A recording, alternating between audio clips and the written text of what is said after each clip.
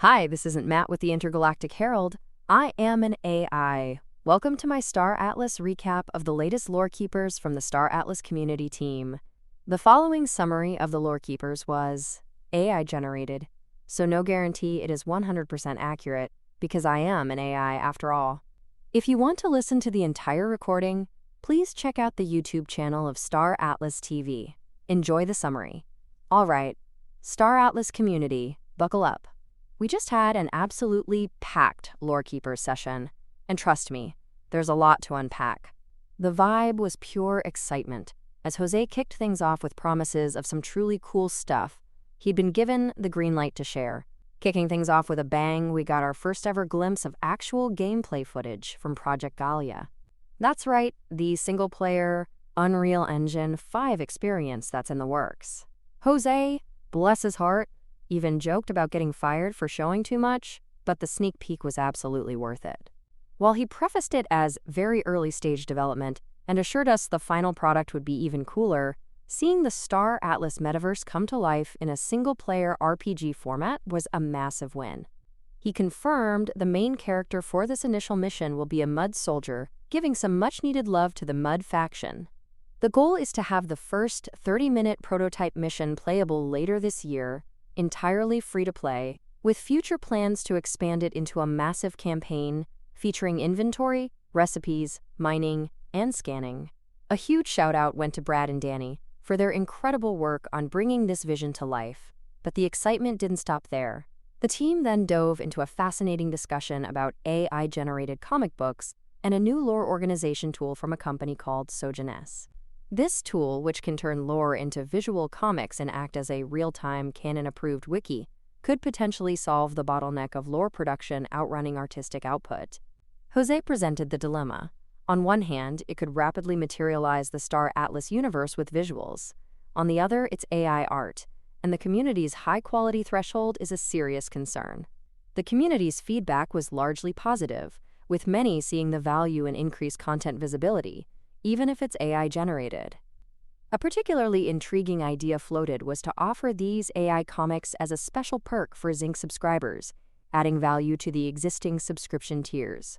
Throughout all this lore and excitement, a huge shout-out went to the ongoing Iris Blessing campaign.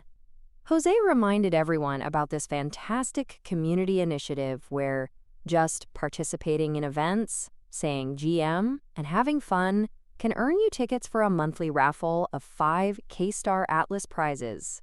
He urged anyone not yet enrolled to grab the code and link their pub key to start accruing those tickets.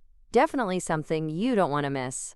The discussion then shifted to some seriously deep lore, starting with the intricate and often hostile relationship between Iris, the Fatoli, and the Tufas. We learned that the Fatoli aren't native to the Gallia expanse. They actually drained and devastated their previous galaxy through civil war. This past trauma makes them extremely cautious about containing power. When they arrived in our galaxy, they discovered Iris, a rogue planet anomaly that collided with 7 others, creating a bridge in space from which energy leaks. The Fatoli saw Iris as a dangerous threat and tried to control her and harness her power, leading to conflict with the Tufas, whom Iris perceives as her children. This clash resulted in Iris expelling the Fatoli with poisonous cosmic currents, forming the Cataclysm. Later, during the Convergence War, some Fatoli believed Iris should be left alone, while others, never forgetting her potential, joined the only consortium to find new ways to exploit her. This explained the deep, inherent hatred the Tufas hold for the Fatoli. They see them as defilers and invaders of their mother. We even got hints that Iris's will influences the cosmic currents, reacting to both joy and sorrow in the galaxy, and the vision of future in-game Iris oracles.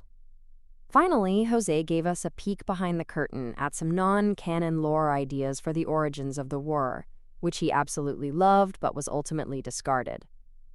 This fascinating what-if scenario posited that the Wur were born from an ancient AI singularity that tried to become a living god but collapsed.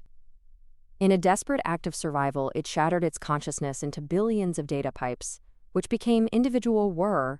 Each Wur contained a sliver of this AI, and whenever a Wur was revived through their data core in Aoki, the AI would absorb their experiences, slowly trying to reconstitute itself. The path of enlightenment in this concept was created by War elders as a secret measure to prevent this AI from taking over their bodies and becoming the ultimate final boss of Star Atlas. It was a brilliant, albeit dark, concept that ultimately was deemed too dark by Danny for the community, but it showcased the incredible depth of thought going into Star Atlas lore.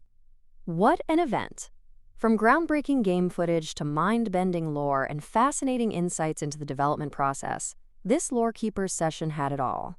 Jose wrapped things up by thanking everyone for the record-breaking attendance, promising more codes and more lore discussions in the future. So keep those lore questions coming and make sure you're tuned in for the next Lorekeepers event. You never know what Alpha Jose might accidentally or intentionally drop next.